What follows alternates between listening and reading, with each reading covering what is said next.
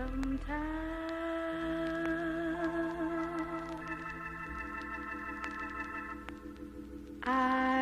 feel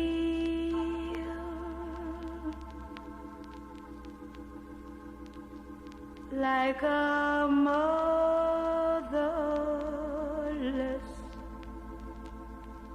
child.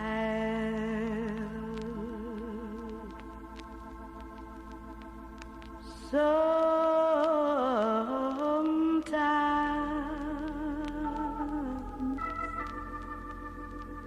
I feel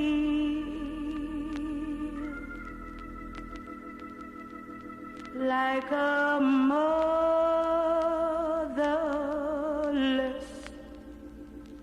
child.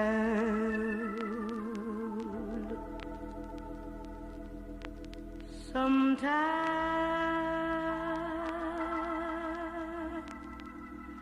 I feel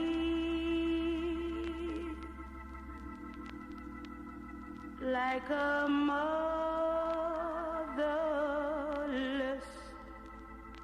child, a long way from home.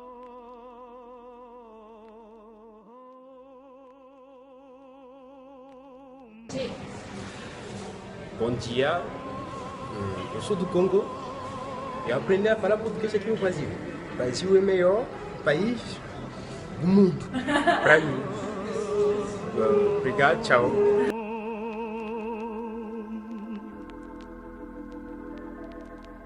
Sometimes I feel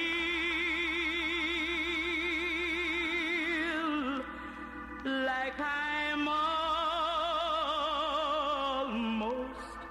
gone. Sometimes I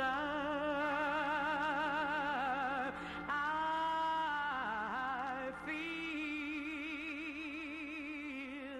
like I'm all. Et pourquoi vous choisissez? Premièrement, c'est un pays libre. Le Brésil, c'est un pays libre. C'est un pays démocrate. Il y a la démocratie. Il y a la liberté d'expression au Brésil. Les gens peuvent parler sans pour autant perturber l'ordre public. C'est pour ça que j'ai choisi le Brésil. Premièrement, pour être stable ici au Brésil, pour être vraiment tranquille, pour ne pas être vivre sous une menace quelconque. C'est pour ça que j'ai choisi le Brésil. Parce que le Brésil, c'est un pays accueillant, un pays de liberté. Et ça raconte l'histoire de cette organisation? Si, c'est Lucha, c'est la lutte pour le changement. Comment ça écrit? Lucha, L-U-C-H-A. C'est d'espagnol? Non, en français. Qu'est-ce que ça signifie ça? Lutte pour le changement. Bon, c'est un son. Ah, você quer dar como luchar? En espagnol, luchar é como lutte. Ça signifie lutte pour le changement. Lutte pour le changement radical et définitif de la République démocratique du Congo. Oui, Notre pays. mais ça était ça seulement luchar. Lucha. Ouais. L'organisation deles chama luchar, que é luta por le changement, que é luta pela alteração, pela modificação radical de Congo. Luta pela alteração radical do Congo. Ok. Dis ton nom, ton pays, ton âge. Oui, premièrement, bonjour à tous. Je m'appelle Prince Mbeko. Je suis du Congo. Je suis né le 24 décembre 1989. Et je suis fils de M. Paul Biavanga. Paix à son âme, il est déjà mort, mon père. Fils d'une mère merveilleuse, Elle s'appelle Florence Kwame, elle vit là dans mon pays au Congo. Je suis étudiant. Je fais la médecine là dans mon pays.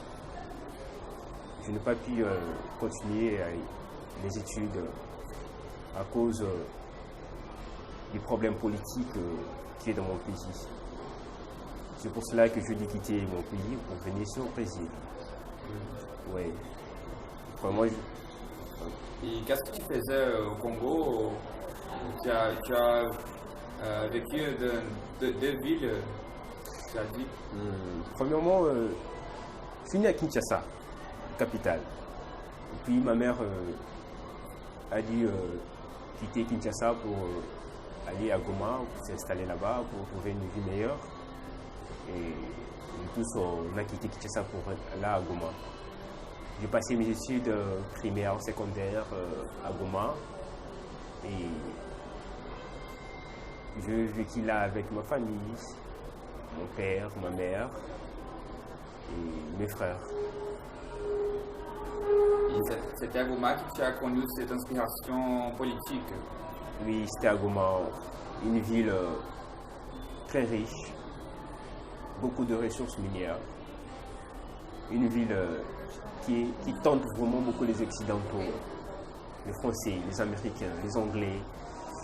Ils viennent souvent dans ce pays, précisément à Goma, parce que Goma a vraiment des ressources minières. Il y a l'or, il y a le coton, il y a le cuivre, il y a le pétrole, il y a les zinc. Il y a tout ce que les Européens cherchent. Dans mon pays, il y en a. C'est pour cela il y a quelques tiraillements dans cette ville-là. Et depuis 1964, le Congo a connu une guerre. A connu une guerre civile, a connu une guerre militaire, une guerre politique. Pourquoi? Premièrement, le Congo est divisé en trois parties. Avant que les coloniales arrivent au Congo ici, il y avait qu'un seul Congo. Aujourd'hui, le Congo est divisé en trois. Il y a le Congo Kinshasa, RDC, il y a le Congo Brazzaville, il y a l'Angola, qui était aussi le Congo. Quand les coloniales sont arrivés, ils ont divisé tout ce pays, un pays à trois parties. Mais dans tous les trois pays, dans tous les trois Congos, il n'y a que le Congo Kinshasa qui est le plus riche par rapport à d'autres pays. Le Congo Kinshasa, elle est à la portée de tout le monde. Elle est à la portée des Occidentaux. Elle est à la portée de l'ONU. Il y a encore nos frères rwandais qui vivaient aussi dans nos pays à Goma. Parce que le Rwanda et le Congo, c'est un pays frontalier, donc tu peux passer par pied. Il n'y a qu'un seul barrage, il y a un policier qui se met là dans une chaise, tu peux passer par le Rwanda. Et le Rwanda, la population rwandaise a vécu dans mon pays, au Congo, précisément au Goma. Parce que Goma jusqu'au Rwanda, c'est proche de la frontière. Tellement de nombreux Rwandais qui ont vécu là-bas au Congo, dans mon pays, ils ont maintenant eu la nationalité congolaise. Et aussi ont voulu tirer les ressources minières là au pays. Tout a commencé par là. Premièrement, le Congo a une guerre avec le Rwanda. Jusqu'aujourd'hui, le Congo se bat avec le Rwanda pour des ressources minières. Le Rwanda veut conquérir le Goma, la province de Goma, le Rwanda. Donc, qui est le proche du Rwanda. Le Rwanda, c'est un petit pays. Proche du Goma. Et le Rwanda veut avoir une partie du pays, une partie des richesses du Congo. Et là, le Premier ministre, le gouvernement nos présidents n'ont pas voulu lâcher une partie du pays. Tout ça a créé une guerre de deux pays. 1964. 64. Oui, là, 64. Oui, le Rwanda a connu une guerre avec le Congo. Il y avait au moins plus de 2000 morts. On peut dire ça. Il y a le Rwanda a connu une génocide. Mais en Afrique, il y a des gens qui meurent. Parfois, on peut dire, dans les pays occidentaux, les gens meurent 10 à 20 personnes. Il y a tout le média qui sont sensibilisés, les gens qui en parlent. Mais, quand en Afrique, quand dans mon pays, le Congo, au moins 300 morts par jour, 30 morts par jour. Si tu fais une statistique par année, on peut arriver avec une statistique de 500 personnes, 1000 personnes par année qui sont mortes. Combien? 1000 personnes par année. Par année. 1000, Par les gouvernements. Par les gouvernements. Pourquoi? C'est parce que le gouvernement sont en train de vendre nos ressources. Minérales, naturelles Les ressources minérales du pays. Le gouvernement est en train de vendre tout ça. Alors tu considères que vous êtes en guerre civile? Oui, c'est une guerre civile premièrement.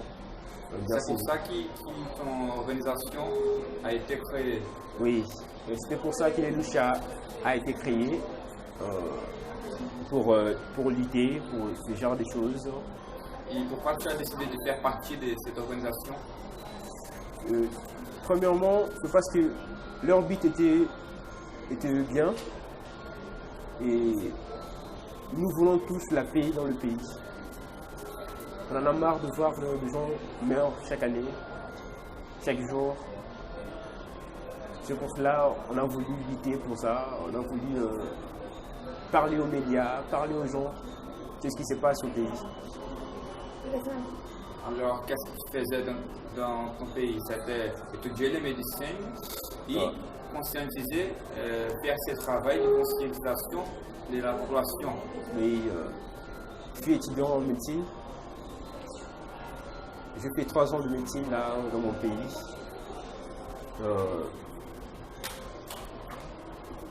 J'étais parmi une organisation appelée Lucha.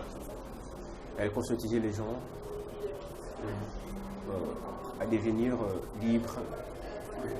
Et ce travail de conscientisation, il était dangereux? Non, le travail de conscientisation n'était pas dangereux. Mais nos politiciens nous ont mis dans une situation dangereuse. On conscientisait les gens, mais quand on parlait aux gens, la police nous interpellait, la police nous arrêtait. Alors pour vous, c'était dangereux? Oui. Parce que la police voulait toujours les arrêter. Et c'était dangereux, c'est pour cela que les gens c'était dangereux de participer dans cette organisation. Et tu as été arrêté? J'ai été arrêté 3 fois dans ma vie. J'ai été arrêté 3 fois et j'ai perdu 2 frères. Tu as perdu 2 frères? Oui, j'ai perdu 2 frères. Et la police utilisait des violences avec vous et avec toi aussi? Oui. Premièrement,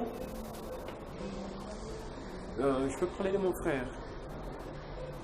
L'histoire de mon frère qui est mort là à Goma. À Goma? Oui. Mon frère aussi faisait partie de cette organisation de chat. Mon frère, il avait 20 ans. 20 ans. Il avait 20 ans. Et un jour, il est sorti pour conscientiser les gens, pour parler du Lucha. Et il a été interpellé par la police. Oui. Il a été arrêté par le maire de la ville. Il s'appelait M. Proulou, le maire de la ville. Et mon frère était tellement, je peux dire, pas tellement têtu, mais il voulait ce qu'il voulait. Il n'aimait pas que quelqu'un lui arrête. C'est un peu ça. Bon, il a tenu un peu tête dure devant le maire de la ville. Et on l'a dit seulement, bon ça va, tu peux partir. Et mon frère est rentré le soir. J'étais allé voir quelques camarades, c'était vers 19h. J'ai reçu un coup de fil qui venait de ma mère. Non, nous sommes à l'hôpital ici. Qu'est-ce qui s'est passé, maman? Je lui ai dit. Non, ton frère était arrêté. Oh, il était arrêté. Mais dis-moi la vérité, parce que ma mère, elle est du genre très timide. Maman, qu'est-ce qui se passe? Dis-moi la vérité. Mon frère est arrêté. Bon, comment il s'est fait qu'il est arrêté? Vous êtes arrivé là à la police, à l'hôpital. Non, ton frère a pris une balle. Comment ça? Oh, il était devant la porte. On l'a assuré. Elle n'a pas voulu parler directement à moi, comme ça. Vraiment que j'ai insisté. Elle a pu parler. Elle a pris une balle. C'était vers 19h. Et on a saisi la police, le tribunal, tout ce qui s'est passé. Non, rien s'est concrétisé. Après une semaine, on a continué notre lutte. J'ai été arrêté aussi pendant ce temps-là, quand mon frère était mort. On m'a dit, vous êtes têtu. Vous êtes têtu, ton frère est mort, mais toi tu continues toujours dans vos choses là banales. Alors, il était tué par la police. Il était tué. Bon, jusqu'à présent, le commanditaire est anonyme. Le commanditaire est anonyme. Personne n'a été culpabilisé. Personne n'a été culpabilisé. C'est lui qui a tué. Mais il y a des témoins qui ont vu deux véhicules de la police arrêtés devant ma porte, s'arrêter devant ma porte et a tiré quelques coups de balle. Alors, quelle est la version de la police? La version de la police était qu'il y avait des bandits, donc il a pris une balle perdue. Balle perdue. Une balle perdue. C'est ça la version de la police. Et quand on l'autopsie, on n'a prouvé rien du tout. Je pense que la police a fait toute l'affaire. Donc, c'est l'histoire de ton premier frère qui a été tué. C'est l'histoire de mon premier frère qui a été tué. Il y a un autre frère qui... Il y a un autre frère qui a été tué. Par la police aussi.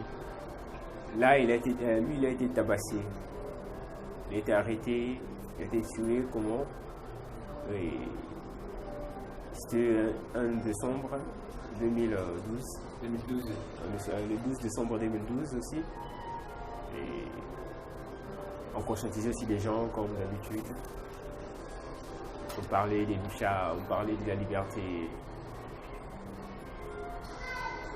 C'était un dimanche matin 2012. Et il y a une foule de gens. Il y avait une foule de gens. Vraiment, nous étions nombreux, plus de 200 personnes, 300 personnes. On marchait, on conscientisait les gens, on parlait de Lucha, on parlait de tout ce qui était bien. Et puis, il y a des policiers qui sont arrivés. Et ils ont voulu nous disperser. Les gaz à lacrymogènes, tout cela. Avec des violences. C'est avec des violences. Et après, on a pu résister. Et d'autres qui étaient arrêtés. Et mon frère a été arrêté ces jours-là, dans la foule. Et on est tabassé par la police. Parce qu'en Afrique, quand la police t'arrête, c'est pas qu'on te met la menotte facilement et puis tu rentres. On te tabasse, premièrement. Il était mort comme ça, on l'a tabassé, il a fait une hémorragie interne. Oui. Après quelques jours, après 5 jours d'hospitalisation, mon frère est mort. C'est comme ça que mon frère était mort. Bon, je voulais parler un peu de Lucha. Oui. Tu veux parler un peu de son Lucha. organisation? Oui, oui. Premièrement, Lucha, c'est une lutte pour le changement. Le changement radical et définitif de la République démocratique du Congo. Pour devenir une nation paisible, puissante, riche et prospère. Lucha